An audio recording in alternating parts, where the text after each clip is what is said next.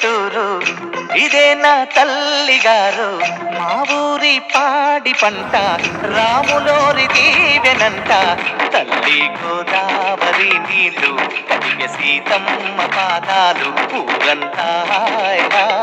ఓరెరే ఓరెరే ఓ, ఓరెరే ఓ.